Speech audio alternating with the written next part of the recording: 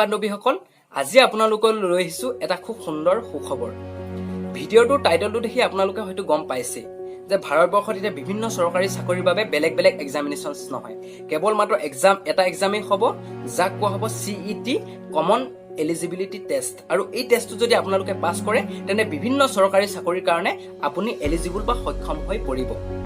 তো আপোনালোকে এটা ব্যৱস্থাৰ বিষয়ে জানে যে ভাৰতবৰ্ষৰ বিভিন্ন চৰকাৰী চাকৰিৰ বাবে IBPS, RRB, বেংক বা বিভিন্ন SSC বা ৰেলৱে এক্সামিনেশ্যনৰ কাৰণে আপুনি বেলেগ বেলেগকৈ এক্সাম দিবলগীয়া হয়, বেলেগ বেলেগ কিতাপ পঢ়িবলগীয়া হয়, বেলেগ বেলেগ পেপাৰ পঢ়িবলগীয়া হয়, বেলেগ বেলেগ আপুনি চ'ৰ্চ গোটাই পঢ়িবলগীয়া হয়। আৰু প্ৰতি বছৰে ভাৰতবৰ্ষত 3 কোটিতকৈ অধিক ছাত্ৰ ছাত্ৰী বা মানুহে এই চৰকাৰী চাকৰিৰ কাৰণে এপ্লিকেণ্ট হয়। তো আজিৰ ভিডিঅ'টো আমি চৰকাৰে নতুন এটা ব্যৱস্থা গ্ৰহণ কৰিছে যে ভাৰতবৰ্ষৰ বিভিন্ন চৰকাৰী চাকৰিৰ বাবে ছাত্ৰ ছাত্ৰীয়ে বেলেগ বেলেগ এক্সামিনেশ্যন দিবলগীয়া নহয়, প্ৰত্যেক চৰকাৰী চাকৰিৰ বাবে এটা কমন টেষ্ট লোৱা হ'ব, যাক কোৱা হ'ব CET।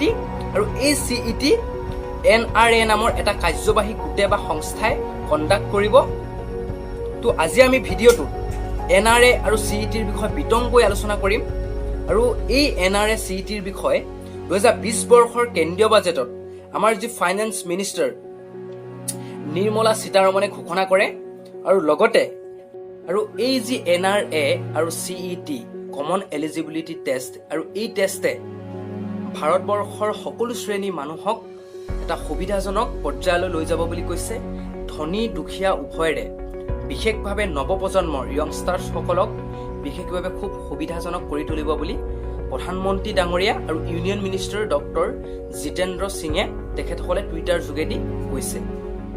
আজিৰ আমি এই ভিডিঅ'টোৰ জৰিয়তে NRA কি হয়, NRA কোনবোৰ মেম্বাৰ্ছক লৈ গঠন হ'ব, বা CET কি হয়, CET কেনেধৰণে পতা হ'ব, ইয়াৰ ৰিক্ৰুইটমেণ্ট প্ৰচেছ কেনেকুৱা হ'ব, বা কোনবোৰ ছাত্ৰ ছাত্ৰীয়ে এই CET দিব পাৰিব, ইয়াৰ এডুকেশ্যন কোৱালিফিকেশ্যনছবোৰ কেনেকুৱা, বা ইয়াৰ যিবোৰ ক্ৰাইটেৰিয়াবোৰ কেনেকুৱা, বা মাছেছ অফ পিপুলৰ কাৰণে অল ইণ্ডিয়া বেচিছত পাতিলে কেনেকুৱা ধৰণৰ সুবিধাজনক হ'বনে নহ'ব, সেই সকলো বিষয় বা সকলো প্ৰশ্নৰ বিষয়ে আজি আমি এই ভিডিঅ'টোত বিতংকৈ আলোচনা কৰিম, সহজ ভাষাত আলোচনা কৰিম, চিম্পলিষ্টিকভাৱে আলোচনা কৰিম, যাতে আপোনালোক সকলোৱে বিষয়টো বিতংভাৱে বুজি পায়, সহজে বুজি পায়। তো প্ৰথম আমাৰ জানিবলগীয়া বিষয়টো হৈছে যে NRA কি হয়, হোৱাট ইজ NRA।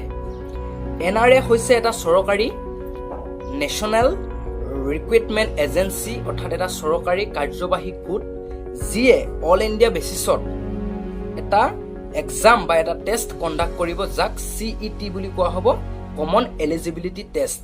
অৰ্থাৎ আপোনালোকে বিভিন্ন চৰকাৰী চাকৰিৰ বাবে বেলেগ বেলেগ আপোনালোকে এক্সাম দিবলগীয়া হৈছিলে, কিন্তু এতিয়া কেৱল মাত্ৰ আপোনালোকে সকলো ধৰণৰ চৰকাৰী চাকৰিৰ বাবে কেৱল মাত্ৰ এটা এক্সাম দিবলগীয়া হ'ব, অৰ্থাৎ CET, যাক কোৱা হ'ব CET কমন এলিজিবিলিটি টেষ্ট।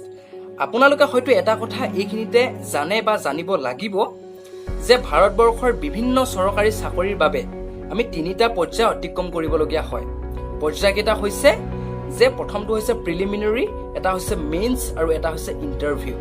এই 3টা পৰ্যায় অতিক্ৰম কৰিলেহে আমি কোনো এটা চৰকাৰী চাকৰি পাবলৈ সক্ষম হ'ম বা তাৰ বাবে আমি যোগ্য হৈ পৰিম। তো আৰু লগতে আৰু এটা কথা আমি জানিব লাগিব যে NRA কিদৰে গঠন হয়, মানে কোনবোৰ মেম্বাৰ্ছক লৈ NRA গঠন হয়। NRA গঠন হয় মিনিষ্ট্ৰী অফ ফাইনেন্সক লৈ, ministry of railway, IBPS, RRB আৰু SSCৰ বিভিন্ন মেম্বাৰ্ছক লৈ গঠিত হ'ব। আৰু ইয়াৰ চেয়াৰমেনটো হ'ব ভাৰত চৰকাৰৰ কোনো এজন ছেক্ৰেটৰী। 2 নম্বৰ জানিবলগীয়া বিষয়টো হৈছে যে হোৱাট ইজ CET। CET মানে কি? আপোনালোকক ভিডিঅ'টোত ইতিমধ্যে মই জনালোঁ যে ভাৰতবৰ্ষৰ বিভিন্ন চৰকাৰী চাকৰিৰ বাবে আপুনি 3টা পৰ্যায় পাছ কৰিব লাগিব বা অতিক্ৰম কৰিব লাগিব, তেতিয়াহে আপুনি এটা চৰকাৰী চাকৰি পাবলৈ সক্ষম হ'ব। সেই 3টা পৰ্যায় হৈছে, ফাৰ্ষ্টটো হৈছে প্ৰিলিমিনাৰী, ছেকেণ্ডটো হৈছে মেইনছ, থাৰ্ডটো হৈছে ইণ্টাৰভিউ। অৰ্থাৎ এই যি CET, যিটো অল ইণ্ডিয়া বেচিছত যিটো কমন এলিজিবিলিটি টেষ্ট পতা হ'ব, এই টেষ্টটো যদি আপুনি পাছ কৰে তেন্তে আপুনি ভাৰতীয় বিভিন্ন চৰকাৰী চাকৰিৰ বাবে আপুনি যিটো মেইনছ এক্সাম থাকে, সেই মেইনছ এক্সামৰ কাৰণে আপুনি এলিজিবল হ'ব বা যোগ্য হৈ পৰিব। আৰু এই যি মেইনছ এক্সাম থাকিব, অলৰেডি যি স্পেচিফিক বোৰ্ড আছে RRB, IBPS, SSC এই যিবোৰ অলৰেডি যিবোৰ বোৰ্ড আছে বা স্পেচিফিক যিবোৰ বোৰ্ড আছে তেওঁলোকে মেইনছ এক্সামবোৰ কণ্ডাক্ট কৰিব, NRA কণ্ডাক্ট নকৰে। অৰ্থাৎ নেশ্যনেল যিটো ৰিকুৱাৰমেণ্ট এজেঞ্চি আছে সেই এজেঞ্চিয়ে কেৱল মাত্ৰ CET কমন এলিজিবিলিটি টেষ্টটোহে কণ্ডাক্ট কৰিব। আৰু এই CET বছৰত দুবাৰকৈ অনুষ্ঠিত হ'ব। আৰু এই CET গ্ৰেজুৱেটেড লেভেলৰ ষ্টুডেণ্টে দিব পাৰিব, 12 পাছৰ ষ্টুডেণ্টে দিব পাৰিব আৰু 10 পাছৰ ষ্টুডেণ্টে দিব পাৰিব। আৰু তেওঁলোকে গ্ৰেজুৱেট লেভেলৰ কাৰণে বেলেগকৈ এটা CET হ'ব, তেনেকৈ 10 পাছৰ কাৰণে বেলেগ এটা CET হ'ব আৰু 12 পাছৰ কাৰণে বেলেগকৈ এটা CET হ'ব। আৰু এই CETৰ যিবোৰ এক্সাম চেণ্টাৰ সেই চেণ্টাৰসমূহ গাঁৱে চহৰে প্ৰত্যেকখন গাঁৱে চহৰে চৰকাৰে বনোৱাৰ কথা কৈ আছে। এতিয়া আমি আলোচনা কৰিম যে এলিজিবিলিটি ক্ৰাইটেৰিয়াৰ বিষয়ে। এলিজিবিলিটি ক্ৰাইটেৰিয়াৰ ভিতৰত বয়সৰ সময়সীমা আহে। বয়সৰ সময়সীমাৰটো নিৰ্ধাৰণ কৰা হ'ব কাষ্টৰ ওপৰত নিৰ্ভৰ কৰি। অৰ্থাৎ ST OBCৰ কাৰণে বেলেগ বেলেগ সময়সীমা বা বয়সৰ ক্ৰাইটেৰিয়া থাকিব। এডুকেশ্যন কোৱালিফিকেশ্যনলৈ যদি চাওঁ যে ভাৰতবৰ্ষৰ ছাত্ৰ ছাত্ৰী বিশেষকৈ 3 প্ৰকাৰৰ থাকে।